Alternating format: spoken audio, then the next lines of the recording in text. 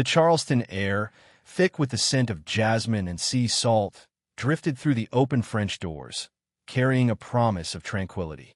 Sarah inhaled deeply, a smile tugging at the corners of her lips. The scent, the gentle breeze, the sunlight dappling the hardwood floors, it was all a stark contrast to the sterile, antiseptic smell of the hospital that had been her world for so long. After all those night shifts and double holidays, I finally have my little piece of heaven, she murmured, the words tinged with a quiet satisfaction that resonated deep within her. The boxes stacked in the living room, a testament to the upheaval of moving, seemed less daunting now, almost insignificant against the backdrop of the verdant garden that lay just beyond the French doors. She ran a hand over the smooth surface of an antique writing desk, a treasured possession she'd inherited from her grandmother. It was finally in its rightful place, nestled in the corner of the sunroom, overlooking the garden. This garden, it had been the deciding factor when she'd first viewed the cottage. A riot of colors, a symphony of textures, a sanctuary waiting to be explored. Roses, heavy with dew, climbed the weathered brick walls, their perfume mingling with the sweet fragrance of honeysuckle. A stone fountain, its surface covered in moss, gurgled softly in the center of a small patio, the sound a soothing balm to her weary soul. Sarah began unpacking a box filled with gardening tools, each one carefully chosen, each one holding the promise of hours spent nurturing the earth. A trowel, its handle worn smooth from years of use, brought back memories of her mother, patiently teaching her the secrets of coaxing life from the soil.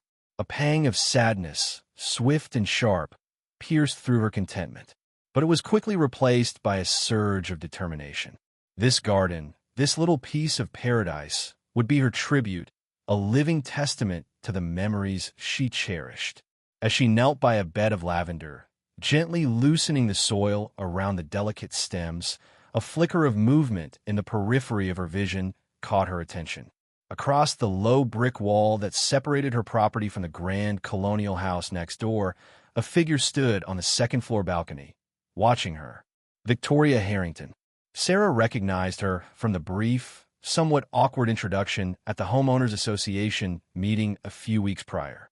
Victoria, impeccably dressed as always, in a crisp white linen suit, held a pair of binoculars to her eyes, her expression unreadable. Sarah felt a prickle of unease. It was an odd sensation, this feeling of being observed, scrutinized. She tried to shake it off, telling herself it was probably just neighborly curiosity. Perhaps Victoria was simply admiring her garden. But the intensity of the gaze, the unwavering focus, felt intrusive. A wave of self-consciousness washed over her.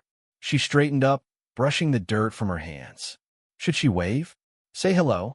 The thought hung in the air, suspended between politeness and a burgeoning sense of discomfort. Before she could decide, Victoria lowered the binoculars, her gaze lingering for a moment longer before she turned and disappeared inside. The silence that followed felt heavy, charged. Sarah found herself replaying the scene in her mind, searching for an explanation, a reason for the unsettling feeling that had settled in her stomach. It was probably nothing, she reasoned, just a new neighbor getting acquainted with her surroundings. But the doubt lingered, a small, persistent whisper in the back of her mind. She returned to her unpacking, trying to push the incident aside, but the sense of being watched persisted, a subtle pressure at the edge of her awareness. She glanced out the window several times, half expecting to see Victoria reappear on the balcony, but the house remained silent, its windows like blank eyes staring out at the world. Later that afternoon, while sipping iced tea on her porch swing, she saw Mrs. Jenkins, her elderly neighbor from across the street, tending her rose bushes. Mrs. Jenkins, with her kind eyes and gentle smile, had been a welcoming presence in the neighborhood, offering helpful advice and a comforting sense of familiarity. Sarah waved, and Mrs. Jenkins, her face breaking into a wider smile, waved back. "Lovely garden you have, Sarah," Mrs. Jenkins called out, her voice carrying across the quiet street. "Thank you," Sarah replied. "I'm still getting settled in, but I'm so glad to finally be here." "You'll love it here," Mrs. Jenkins assured her, her voice dropping to a conspiratorial whisper as she added, "Just be mindful of Victoria Harrington." Sarah's eyebrows rose in surprise. "What do you mean?" Mrs. Jenkins leaned closer, her eyes darting towards the grand colonial house next door. "She can be difficult. Let's just say she has a rather expansive view of her property lines and a tendency to borrow things." Sarah felt a chill run down her spine. The unsettling feeling from earlier returned, stronger now, confirmed. So it wasn't just her imagination. There was something more to Victoria's scrutiny, something that Mrs. Jenkins, with her knowing glance and hushed tone, clearly understood. The quiet whisper of the fountain, the scent of jasmine, the gentle breeze rustling the leaves, all the elements that had initially filled her with such peace now seemed tinged with a subtle sense of foreboding. The garden, her sanctuary, suddenly felt vulnerable, exposed. She spent the rest of the afternoon lost in thought, the weight of Mrs. Jenkins' words settling heavily upon her. The image of Victoria, binoculars in hand, watching her every move, replayed in her mind, a loop of unease. The simple joy of settling into her new home had been replaced by a growing sense of apprehension. What had she gotten herself into? The gentle morning sun, filtered through the burgeoning leaves of the oak tree Sarah had so admired when she first viewed the property, cast long shadows across her garden.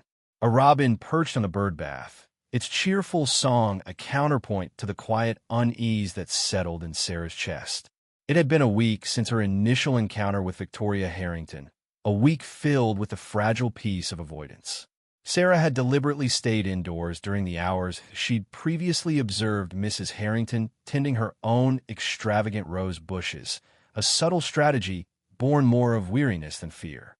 She'd hoped, perhaps foolishly, that the woman's intrusion had been a singular event, a momentary lapse in judgment fueled by an overzealous love of gardening. Now, as she stepped onto the dew-kissed grass, the scent of crushed mint rising faintly from beneath her slippers, she saw it. The wrought iron garden bench, the one she'd painstakingly restored with a coat of antique white paint, had been moved. It sat several feet from its original position, its delicate curlicues a stark contrast against the unruly sprawl of her nascent lavender bushes. Several of her freshly planted petunias, their vibrant pink and purple blossoms a testament to her careful nurturing, appeared disturbed, their stems bent at unnatural angles. A small, decorative, ceramic gnome lay on its side, its painted smile chipped. The breath hitched in Sarah's chest, a shallow gasp lost in the morning air. A cold dread, the kind she hadn't felt since her days in the emergency room, seeped into her bones. This wasn't an accident. This was deliberate, a violation. The carefully constructed walls she'd built around her newfound peace crumbled, leaving her exposed to a wave of raw, simmering anger. She closed her eyes, willing the feeling down, reminding herself of the years spent managing difficult patients, the endless practice of detaching, of finding a calm center amidst chaos. But this was different. This was her sanctuary, her haven, and it had been defiled. Deep breaths, Sarah, she murmured to herself, the words a familiar mantra from her nursing days. Her mind, trained to observe and analyze, began to dissect the scene.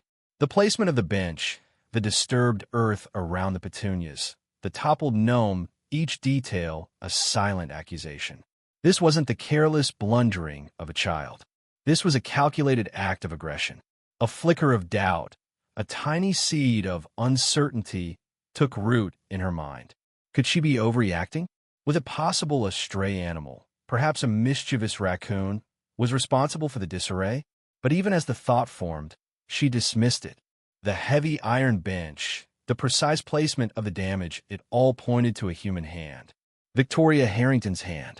Her fingers, still stained faintly with the potting soil from yesterday's planting, clenched into fists. A bitter taste filled her mouth. She had tried to be reasonable, to give Mrs. Harrington the benefit of the doubt. She had hoped, perhaps naively, that a polite conversation, a gentle assertion of her boundaries, would suffice. Clearly, she had underestimated the depth of the woman's entitlement, the sheer audacity of her presumption. A wave of weariness washed over her.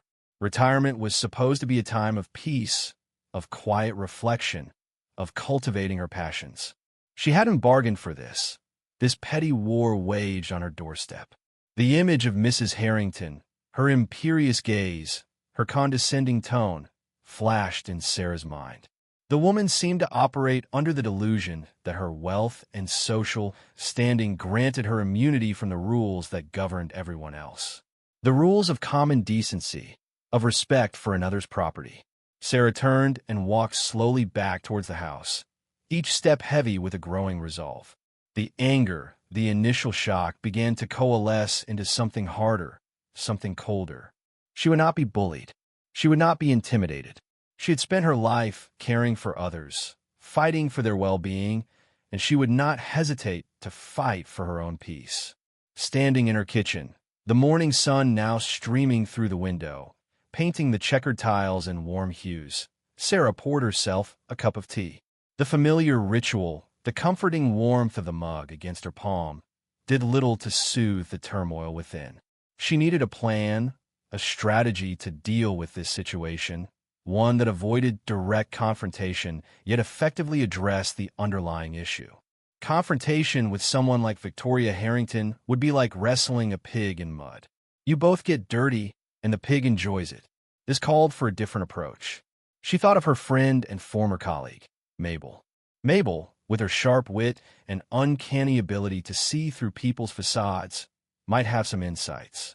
Reaching for the phone, Sarah dialed Mabel's number, her mind already beginning to formulate a strategy, a plan that was both subtle and effective, a plan that would, she hoped, finally put an end to Mrs. Harrington's intrusions. The faintest hint of a smile, a flicker of steel in her normally gentle eyes, betrayed the quiet determination that now filled her. The game, she realized, had just begun. The morning sun, filtered through the nascent leaves of the Japanese maple Sarah had so lovingly planted just weeks ago, cast long shadows across the dew-kissed lawn. A robin perched on the wrought iron garden gate, its song a cheerful counterpoint to the knot of unease tightening in Sarah's stomach. She knew, with a certainty that had nothing to do with logic, that this idyllic peace wouldn't last. Yesterday's encounter with Victoria Harrington had left a residue of disquiet, a premonition of a storm brewing on the horizon. She'd spent years working in a busy hospital ward, dealing with difficult patients and their even more difficult families. She recognized the signs, the subtle tightening of the jaw, the barely veiled disdain in the eyes, the almost imperceptible shift in body language that spoke volumes about underlying hostility. Victoria Harrington was a woman accustomed to getting her way. Sarah took a deep breath, the scent of damp earth and roses filling her lungs. This was her sanctuary, her haven, painstakingly cultivated with her own two hands. The gentle curve of the flower beds, the vibrant splashes of color from the newly planted petunias, the soft murmur of the fountain, it was all a testament to her vision, her hard-earned peace. She wouldn't let anyone, not even the imperious Mrs. Harrington, disrupt it. She busied herself deadheading the spent blooms on her rose bushes, the rhythmic snip of her secateur a small act of defiance against the encroaching anxiety. Each fallen petal felt like a tiny sacrifice to the gods of domestic tranquility, a plea for them to intervene. "Please," she whispered, more to herself than to any deity, "let this be the end of it." The click of the gate latch sliced through the morning quiet.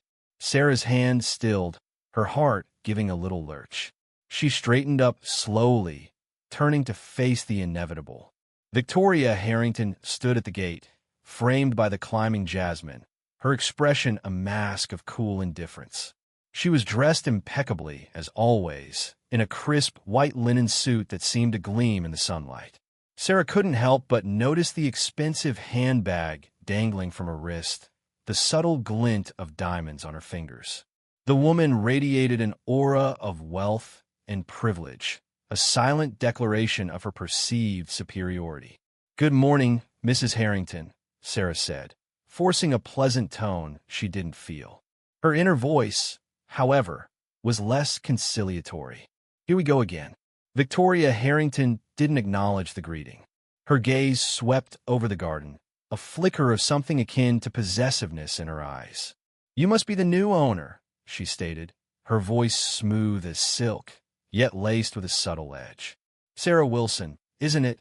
Sarah felt a prickle of irritation. The way Victoria said "new owner," as if she were merely a temporary occupant, grated on her nerves. "That's right," she replied, her voice holding a newfound firmness. "And you are." Even though she knew the woman's name perfectly well, she felt a perverse satisfaction in making her state it. A flicker of annoyance crossed Victoria's face, so fleeting that Sarah almost missed it. "Victoria Harrington. My house is just there," she said, gesturing vaguely towards the imposing mansion barely visible through the trees. "We've been neighbors for a very long time." The implication hung in the air, heavy and unspoken. Old money, established roots, undeniable influence. Sarah's grip on her secateurs tightened. She recognized the tactic. Establish dominance, assert historical precedent, intimidate. She'd seen similar power plays unfold countless times in the hospital. Doctors vying for authority, family members jostling for control. She wasn't about to be cowed. Victoria continued, her voice taking on a condescending tone. "The previous owners, the Carters, always allowed neighbors to enjoy the view, to stroll through the garden occasionally. It's always been a sort of neighborhood understanding." Sarah stared at her, a mixture of disbelief and anger churning in her gut. "I'm sorry, Mrs. Harrington," she said, her voice calm but resolute. "But this is private property. The Carters may have had their own arrangements, but I have no such agreement with you. I appreciate you admiring the garden from afar, but I'm not comfortable with people wandering through my property uninvited." Victoria's perfectly sculpted eyebrows arched in surprise. "Oh, I assure you, it's perfectly acceptable," she said, her voice laced with a dismissive wave of her hand. "Everyone does it. It's simply the way things are done around here." With that, she pushed open the gate, the wrought iron groaning in protest, and stepped onto Sarah's carefully manicured lawn. The robin took flight, its cheerful song replaced by the frantic beating of its wings. Sarah felt a surge of anger so intense it almost took her breath away. The sheer audacity of the woman. She fought to maintain her composure, reminding herself of the deep breathing exercises she'd learned years ago to cope with stressful situations. In 2, 3, 4. Out 2, 3, 4. The rhythmic cycle offered a small measure of control in a situation that felt increasingly out of her hands. "Mrs. Harrington," she said, her voice tight with suppressed fury, "I must ask you to leave my property." Victoria paused, a look of genuine bewilderment on her face, as if the concept of being denied something was utterly foreign to her. But the view," she stammered, gesturing towards the carefully arranged flower beds. "The roses." Sarah's patience finally snapped. "The roses are mine," she said, her voice sharper than she intended. "This garden is mine. And you, Mrs. Harrington, are trespassing. I'll say it again. Please leave." The last two words hung in the air, sharp and unequivocal. The gentle sway of the wind chimes, a melody Sarah had carefully chosen for its calming effect, did little to soothe the prickle of unease beneath her skin. She watched, a knot tightening in her stomach, as Victoria Harrington sauntered across the newly sprouted lavender, her designer heels sinking into the soft earth. The woman hummed a cheerful tune, seemingly oblivious to the damage she wrought with each careless step. Sarah's fingers curled around the rim of her teacup. "This is my garden," a voice whispered fiercely in her mind. The sentiment, so simple, so fundamental, warred with the years of training that urged her toward calm, rational responses. She had tried speaking to Victoria politely, explaining the importance of respecting boundaries. The response had been a condescending smile and a dismissive wave of a manicured hand. "Oh, darling," Victoria had purred, "we've always shared the garden in this neighborhood. It's tradition. Tradition." The word echoed in Sarah's mind, laced with a bitterness she hadn't expected. This garden, painstakingly planned, lovingly nurtured, was her sanctuary, not a community playground for the entitled. Over the next few weeks, the intrusions became more frequent, more brazen. Victoria would arrive with her gardening shears, snipping roses without a word, or settle onto the newly painted bench with a glass of wine, as if Sarah's carefully cultivated haven were an extension of her own sprawling patio. Each trespass chipped away at Sarah's composure, a slow erosion of her peace. The scent of lavender, once a source of solace, now carried the faint, metallic tang of anger. Sleep became a battlefield where anxieties bloomed into nightmares of thorny vines choking the life from her precious flowers. She found herself constantly checking the window, her gaze drawn to the dividing line between their properties, a silent vigil against the next intrusion. The decision to erect a fence had been difficult. Sarah abhorred the idea of barricading herself within her own home, but the escalating violations left her with little choice. She chose a decorative wrought iron, something aesthetically pleasing that wouldn't feel like a prison wall. A small, elegant lock was added, more symbolic than practical. The day it was installed, a fragile sense of security settled over Sarah. It was a small victory, a tangible demarcation of her territory. The victory was short-lived. 2 days later, Sarah returned from a visit with Mabel, her colleague and friend, to find the lock broken, dangling uselessly from the gate. Victoria was nowhere in sight, but the remnants of a picnic, a discarded napkin, a half-empty bottle of champagne lay scattered across the lawn like a conqueror's flag. The anger that had simmered beneath the surface finally erupted. Sarah's hands trembled with suppressed fury, the carefully cultivated calm shattering into a million pieces. The impulse to confront Victoria, to unleash the torrent of words building within her, was almost overwhelming. She took a deep, shaky breath, reminding herself of Mabel's advice. Don't stoop to her level, Sarah. Find a smarter way. But what was the smarter way? How did one fight an invisible enemy, an entitlement that cloaked itself in tradition and social standing? The answer came, unexpectedly, from Mrs. Jenkins, the elderly woman who lived across the street. Sarah, seeking solace in the warmth of the afternoon sun, found herself on Mrs. Jenkins' porch, sipping chamomile tea and recounting the latest incident. Mrs. Jenkins listened patiently, her kind eyes filled with a knowing sadness. When Sarah finished, she placed a comforting hand over hers. Victoria did the same thing to the Thompsons before you, she said softly, her voice tinged with regret. They put up a fence too. She broke it just like yours, but they were too tired to fight her. They eventually moved. The words hung in the air, heavy with defeat. The Thompsons. Sarah remembered seeing the moving van, the weary faces of the couple as they loaded their belongings. At the time, she had assumed it was a normal relocation. Now, a chilling realization settled over her. Victoria hadn't just trespassed. She had systematically driven them away. A wave of nausea washed over Sarah. The garden, her sanctuary, suddenly felt like a trap. She had poured her heart and soul into this place, into creating a haven of peace after a lifetime dedicated to caring for others. The thought of losing it, of being forced to retreat, ignited a spark of defiance deep within her. She wouldn't be another casualty of Victoria's entitled warpath. The image of Victoria's smug smile, the dismissive wave of her hand, played on a loop in Sarah's mind. The quiet fury, banked and smoldering, began to coalesce into something harder, sharper resolve. The fight had shifted. It was no longer just about the garden. It was about reclaiming her peace, her sense of security, her right to exist undisturbed within the walls of her own home. This time, Victoria would learn that kindness wasn't weakness, and that even the most carefully cultivated gardens could harbor thorns. A plan began to form in Sarah's mind, a plan that didn't involve confrontation, but rather a subtle, strategic maneuver, one that would expose Victoria's behavior for what it truly was.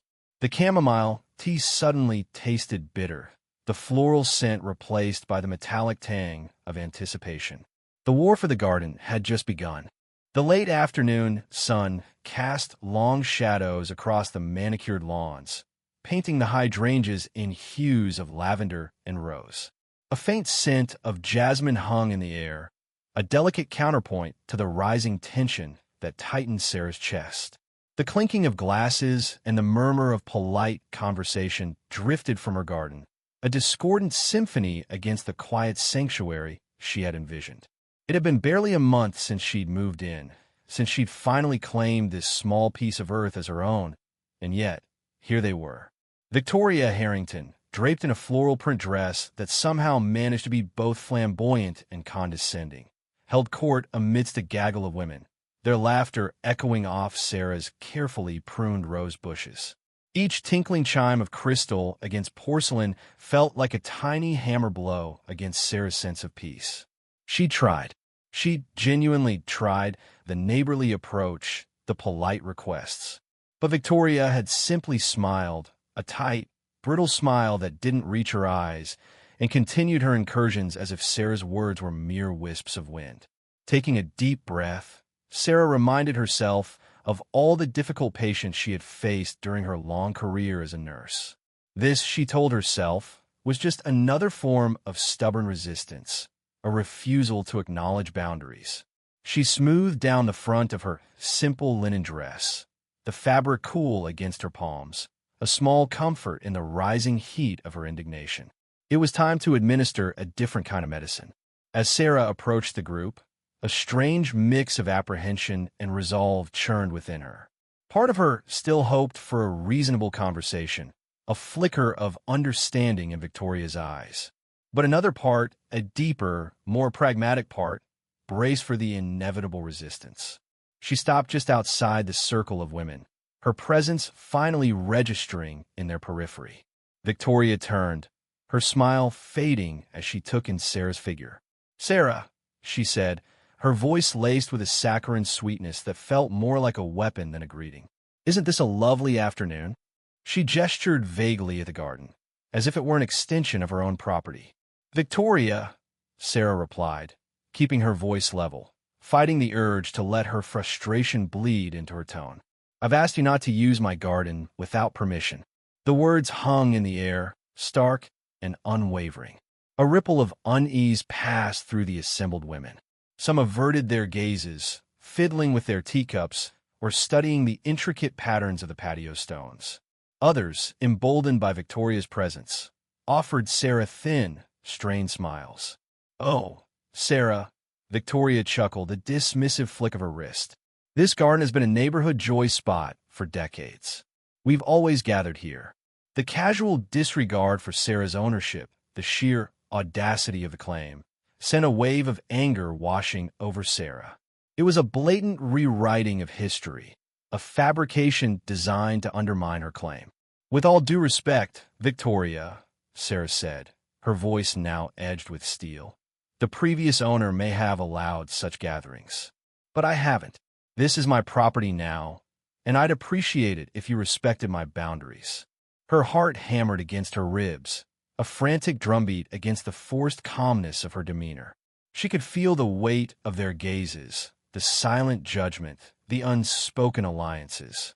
Victoria's smile finally vanished, replaced by a look of cold displeasure.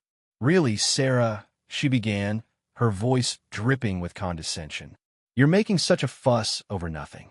We're simply enjoying a lovely afternoon. Don't be such a stickler." The word hung in the air, heavy with implication. Sarah could almost hear the unspoken addendum. "Don't be such a difficult woman. Don't be such a problem." Inside, Sarah seethed. Years of dealing with difficult patients had taught her the art of emotional control, the power of a calm facade. But beneath the surface, a storm raged. She thought of the hours she had spent weeding, planting, nurturing this small patch of green, transforming it into a haven. She thought of the quiet mornings she had spent sipping coffee on the patio, listening to the birds' song, the gentle rustle of leaves. This wasn't just about a garden. It was about her right to peace, her right to privacy, her right to simply be in her own space without intrusion. "It's not nothing, Victoria," Sarah replied, her voice steady. She met Victoria's gaze, refusing to flinch. It's my home, and I expect my privacy to be respected. A tense silence descended upon the group. The clinking of teacups ceased. The murmurs died away. The air crackled with unspoken animosity. Victoria opened her mouth to retort, but Sarah cut her off. "I'm going inside now," she announced, her voice calm but firm. "I'd appreciate it if you and your guests would leave my property." She turned and walked towards her house, each step a deliberate assertion of her ownership, her resolve hardening with each footfall. The jasmine scent, once a source of comfort, now felt cloying, a suffocating reminder of the unwelcome presence in her garden. Reaching the back door, she paused, glancing back over her shoulder. Victoria was staring at her, her face a mask of fury. The other women, caught in the crossfire, looked on with a mixture of discomfort and fascination. Sarah held Victoria's gaze for a moment longer, a silent challenge, before stepping inside and closing the door firmly behind her. The sound echoed in the sudden quiet, a punctuation mark at the end of silent battle. The fight, she knew, was far from over. But for now, she had made her stand, and she would not back down. The air in the community hall hung thick with the cloying scent of stale coffee and simmering resentment. Sarah clutched the HOA citation in her hand, the crisp paper crinkling with each nervous flex of her fingers. Substandard garden maintenance. Unapproved fence installation. The words swam before her eyes, each syllable a tiny barb digging into her composure. She'd spent weeks meticulously tending her roses, coaxing life back into the neglected flower beds. The fence, a simple white picket, was identical to others lining the street. This wasn't about regulations. It was about Victoria. A wave of nausea rolled over Sarah. She'd known, of course. The smug glint in Victoria's eye, the veiled threats disguised as friendly advice, it all pointed to this. But seeing it in black and white, the pettiness of it all formalized on official HOA letterhead, felt like a punch to the gut. How could someone dedicate so much energy to such trivial pursuits? The meeting droned on, a monotonous recitation of budget reports and landscaping proposals. Sarah barely registered the words, her mind replaying every interaction with Victoria, searching for a missed signal, a moment where she could have averted this. Perhaps she should have been more assertive from the start. Perhaps her attempts at politeness had been misinterpreted as weakness. A bitter taste rose in her throat. Retirement was supposed to be about peace, about finally having the time to nurture her passion for gardening. Instead, she found herself embroiled in a petty war with a woman who seemed to thrive on conflict. Then, the hammer blow. And finally, the speaker announced, his voice echoing in the suddenly silent room. Mrs. Victoria Harrington has graciously agreed to continue serving as our HOA president. Sarah's heart sank. It all made sense now. The speed of the citation, the flimsy justifications. Victoria wasn't just a nosy neighbor. She was the architect of Sarah's misery, wielding the HOA's bylaws like a weapon. After the meeting, Victoria approached Sarah, a predatory smile playing on her lips. "Sarah, dear," she began, her voice dripping with false concern, "I'm so sorry about the citation. But rules are rules, you know." Sarah fought to keep her voice steady. "These rules seem to apply selectively, Victoria." Victoria's smile tightened, a flicker of annoyance crossing her face. Now, there's no need for that kind of talk. This can continue, or you could be reasonable about sharing your garden." The words hung in the air, a thinly veiled threat. Sarah felt a cold dread seep into her bones. This wasn't about the garden anymore. It was about control, about Victoria's insatiable need to dominate. Back in the quiet sanctuary of her home, Sarah wandered through her garden, her fingers brushing against the soft petals of a newly bloomed rose. The scent, usually a source of comfort, now felt tinged with bitterness. She thought of her late husband, John, his gentle hands tending the very same rose bushes years ago. He'd always encouraged her strength, her resilience.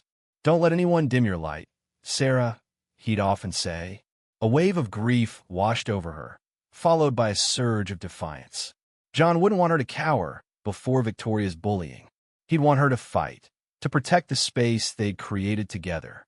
The weeks that followed were a blur of frustrating phone calls and fruitless appeals to the HOA board. Victoria, emboldened by her position, escalated her harassment. More citations arrived, each one more absurd than the last. Sarah felt a knot of anxiety tightening in her chest. She was losing ground, her peaceful sanctuary slowly being chipped away by Victoria's relentless attacks. Sleep became a luxury, her nights filled with restless tossing and turning, her mind racing with possible solutions. One evening, as she sat on her porch, sipping chamomile tea, her gaze fell upon the bird feeder John had built. A flock of sparrows flitted around it, their cheerful chirping a stark contrast to the turmoil within her. A memory surfaced, a conversation with Mabel, her colleague from the hospital, about a particularly difficult patient. Mabel had said, "Sometimes the best way to deal with difficult people isn't to confront them directly, but to redirect their energy." A spark ignited in Sarah's mind. Mabel's words, seemingly insignificant at the time, now held a new resonance. Perhaps there was a way to outmaneuver Victoria, to use her own tactics against her. A slow smile spread across Sarah's face. The fight was far from over. In fact, it was just beginning. The quiet hum of the refrigerator was the only sound in Sarah's kitchen as she meticulously spread the property documents across the worn oak table. Sunlight, filtered through the lace curtains, cast long shadows, turning the legal jargon into an almost indecipherable code. Each word, each clause, was a piece of a puzzle she was determined to solve. Victoria's brazen claim, the casual disregard for boundaries, it all gnawed at a quiet corner of Sarah's mind, a persistent irritant she couldn't ignore. Retirement, she had thought, would be filled with the quiet rustle of turning pages and the fragrant bloom of roses. Not this. Not the bitter taste of territorial disputes. The documents, cool beneath her fingertips, felt less like a symbol of ownership and more like a battle plan. Her hand trembled slightly as she sipped her tea, the floral aroma doing little to soothe the disquiet that settled in her stomach. The house, the garden they were meant to be a sanctuary, a refuge from the years of demanding hospital shifts. Now, this unwelcome intrusion felt like a violation, a creeping shadow tainting the very peace she craved. The low hum of the newly installed security cameras was barely audible, a subtle technological sentinel watching over the garden. Sarah had positioned them strategically, their lenses capturing every angle, every potential trespass. The act felt strange, almost invasive, but a hard knot of unease in her chest told her it was necessary.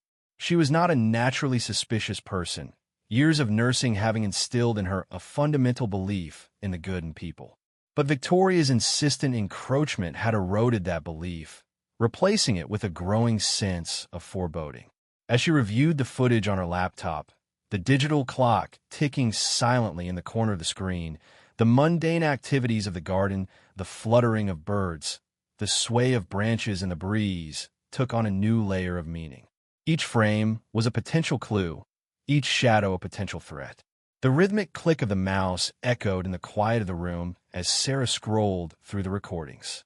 There, amidst the ordinary, was Victoria, her elegant figure a stark contrast to the vibrant greenery.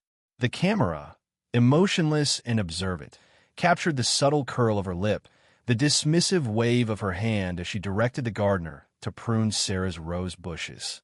The casual arrogance of it all sent a wave of anger coursing through Sarah.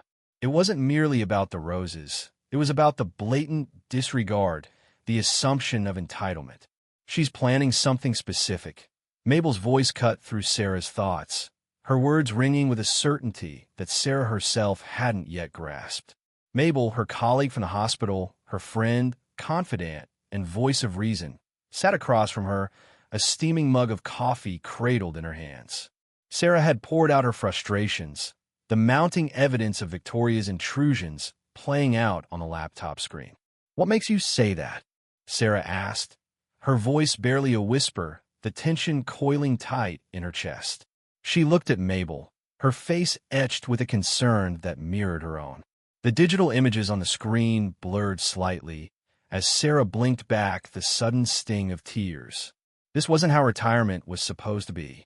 This wasn't the peace she had so desperately craved.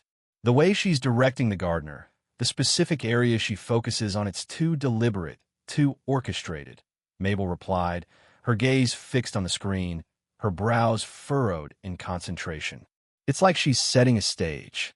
Mabel's words struck a chord within Sarah, a dissonant note that resonated with the growing unease she had been feeling. She replayed the footage, focusing on Victoria's movements, the way she gestured, the places she lingered. It wasn't random. There was a pattern, a purpose behind her actions. The hours melted away as Sarah and Mabel painstakingly analyzed the recordings, piecing together the fragments of Victoria's behavior. Each seemingly insignificant detail became a piece of the puzzle, slowly revealing a larger picture. The way Victoria positioned the garden furniture, the particular flowers she instructed the gardener to plant, the areas she repeatedly visited, it all pointed towards a specific event, a grand occasion. A flicker of recognition sparked in Sarah's mind, a memory surfacing from a recent conversation with Mrs. Jenkins, her elderly neighbor. The annual Garden District Benefit, a prestigious event hosted by a different resident each year, a coveted social gathering that Victoria had been vying to host for years. The realization hit Sarah with the force of a physical blow. The meticulous planning, the orchestrated arrangements, the blatant disregard for Sarah's property, it all made sense now. Victoria wasn't just trespassing. She was preparing for the benefit, using Sarah's garden as an extension of her own, a backdrop for her social triumph. The anger that surged through Sarah was a cold, hard knot in her stomach. The audacity, the sheer entitlement of it all, left her breathless. The garden, her sanctuary, was being exploited, used as a pawn in Victoria's social game. A wave of exhaustion washed over her, the mental and emotional strain of the past few days taking its toll. But beneath the fatigue, a flicker of determination ignited. She wouldn't be a victim. She wouldn't let Victoria steal her peace, her sanctuary. She would reclaim her garden, not with confrontation, not with anger, but with a carefully crafted plan, a strategy born not of malice, but of the quiet strength that came from years of navigating the complexities of human nature. She had dealt with difficult patients, with demanding families, with situations far more challenging than this. This was just another puzzle to solve, another challenge to overcome. And as the first rays of dawn painted the sky with soft hues of pink and gold, Sarah knew exactly what she had to do. The late afternoon sun, a hazy apricot in the autumn sky, cast long shadows across Sarah's meticulously tended garden. The air, thick with the scent of chrysanthemums and damp earth, vibrated with the low hum of a drone. A prickle of unease ran down Sarah's spine. She'd known this was coming. The posters plastered around the neighborhood, advertising Victoria Harrington's annual charity luncheon and fashion show, the culmination of which, Sarah had learned from Mrs. Jenkins, was traditionally a photo shoot in the garden. Her garden, from the kitchen window, concealed by the lace curtains she'd inherited with the house, Sarah watched. Victoria, resplendent in a flowing emerald green gown, posed amidst her prize-winning roses. The photographer, a young man with an anxious frown permanently etched on his face, circled her like a nervous moth, adjusting the lighting, coaxing a smile. Sarah's fingers tightened around the small, unmarked bottle in her pocket. Non-toxic, biodegradable glitter. Mabel's idea. Think of it as fairy dust. Mabel had chirped, her voice brimming with mischievous glee. Sarah had hesitated. It felt petty, but the relentless encroachment, the dismissive arrogance in Victoria's eyes, the sheer audacity of claiming her space as her ownit had chipped away at Sarah's reserve. She stepped out onto the back porch, her heart a frantic drum against her ribs. The click of the camera punctuated the quiet, each click a tiny hammer blow against Sarah's patience. She took a deep breath, reminding herself of her plan. Casual, unobtrusive, like scattering birdseed. As she approached, feigning interest in a cluster of late-blooming lavender, Sarah subtly flicked the glitter into the air. The tiny particles, catching the sunlight, danced like 1,000 iridescent fireflies, settling on Victoria's gown, her hair, the photographer's equipment, and even, Sarah noticed with a flicker of grim satisfaction, on Victoria's meticulously applied makeup. Victoria, oblivious, continued to pose, her smile fixed and brittle. "Yes, darling, just like that." Head tilted, eyes to the heavens, the photographer urged, his voice strained. Sarah imagined the tension coiling in his shoulders, the pressure to capture the perfect shot for the imperious Mrs. Harrington. She felt a pang of sympathy for him, a fleeting moment of doubt. But then she remembered the casual disregard with which Victoria had trampled her petunias, the condescending tone she'd used when informing Sarah that the garden was, and always had been, a shared community space. The doubt evaporated. Sarah lingered for a few more minutes, pretending to deadhead the roses, all the while subtly releasing another puff of glitter with each feigned snip of her shears. The air shimmered, a secret only she could see. A slow, almost imperceptible smile curved her lips. It wasn't long before the first shriek shattered the idyllic facade. "What is this?" Victoria's voice, sharp and high-pitched, cut through the air. She brushed frantically at her gown, her face contorting in disgust as the glitter clung stubbornly to the fabric. "It sits everywhere. On my dress, my hair." The photographer, his face now a mask of pure panic, examined his camera lens, his fingers trembling. "It's some kind of glitter," he stammered, his voice barely a whisper.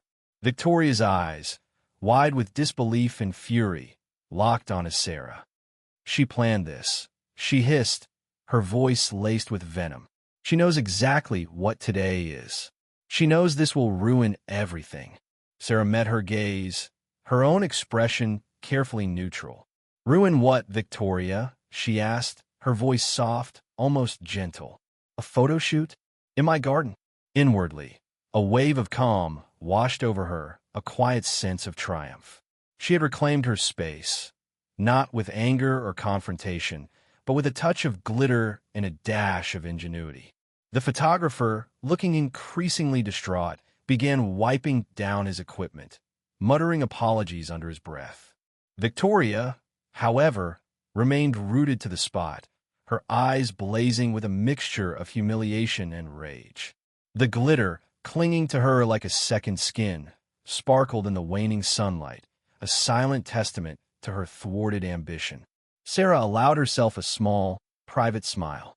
The battle for the garden, it seemed, had taken an unexpected turn, and for the first time since moving in, Sarah felt a deep sense of peace settle over her, as if the very air itself had shifted, recognizing her, finally, as the rightful guardian of this small patch of earth.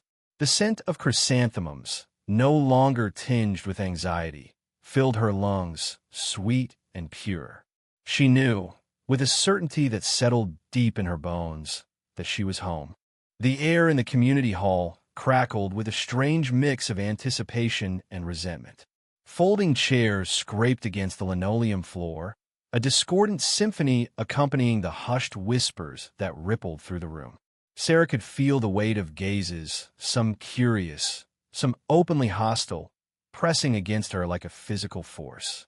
Her fingers traced the outline of the small flash drive in her pocket, a tangible reminder of the burden she carried and the relief she hoped it would bring.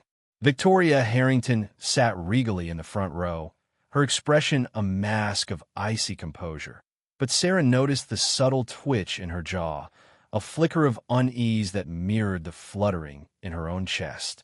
This hastily called emergency HOA meeting, convened at Sarah's insistence, was the culmination of weeks of escalating tension, a silent battle fought over rose bushes and property lines. "Let's begin," Mr. Henderson, the HOA president, announced, his voice strained. He adjusted his glasses, the gesture amplified in the sudden hush that fell over the room. "As you all know, Ms. Wilson has filed a complaint regarding the recent fine imposed for unconventional gardening methods." He glanced at Sarah, a flicker of something akin to pity in his eyes. Sarah took a deep breath, the scent of stale coffee and disinfectant doing little to calm the churning in her stomach. This was it. She stood, her knees surprisingly steady, and addressed the room. "Thank you, Mr. Henderson. I understand that my methods may seem unusual, but I assure you, they were born out of necessity." Her voice was clear, stronger than she'd expected. Internally, a whirlwind of doubts swirled. Would they believe her? Would they understand? She thought of Mabel, her friend's unwavering support bolstering her resolve. "You've got this, Sarah," Mabel's voice echoed in her memory. "I've taken reasonable measures to protect my property," she continued, her gaze sweeping across the room, lingering for a moment on Victoria's rigid posture. "Measures, I might add, similar to what we use in pediatric care to bring joy to children during difficult treatments." A ripple of confusion passed through the audience. Victoria scoffed, a short, sharp sound that cut through the silence. Sarah ignored her, reaching into her pocket to retrieve the flash drive. She inserted it into the laptop provided, her heart pounding a steady rhythm against her ribs. The projector flickered to life, casting a warm glow on the screen. The first image appeared, a close-up of a motion-activated sprinkler positioned discreetly amongst her rose bushes. A murmur went through the room. "This," Sarah explained, her voice steady, "is a harmless deterrent. It emits a brief spray of water when triggered by movement." She clicked to the next image, a series of time-stamped photographs. Victoria, caught mid-stride, reaching for a rose, her expression a mixture of surprise and annoyance as the sprinkler erupted. Another image, Victoria, retreating hastily, her perfectly coiffed hair slightly disheveled. The room erupted in whispers. Sarah felt a sense of grim satisfaction, a flicker of triumph in the face of Victoria's mounting fury.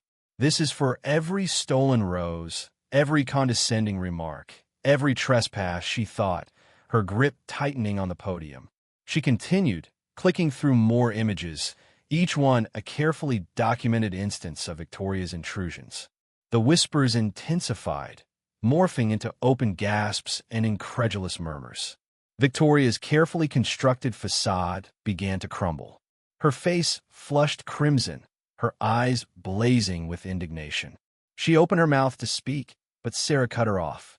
"These images, along with the time-stamped logs from the security system I installed, clearly demonstrate the repeated unauthorized entries onto my property."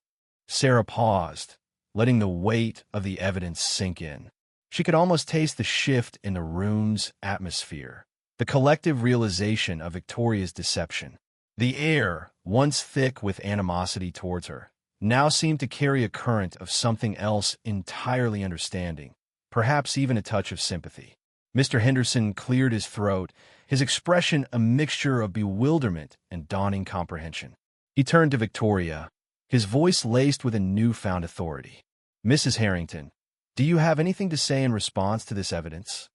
Victoria spluttered, her carefully crafted words of indignation dissolving into a series of incoherent protests. "It's ridiculous. I have a right to. It's always been that way. Everyone knows." Her voice trailed off, her arguments sounding increasingly hollow, even to her own ears.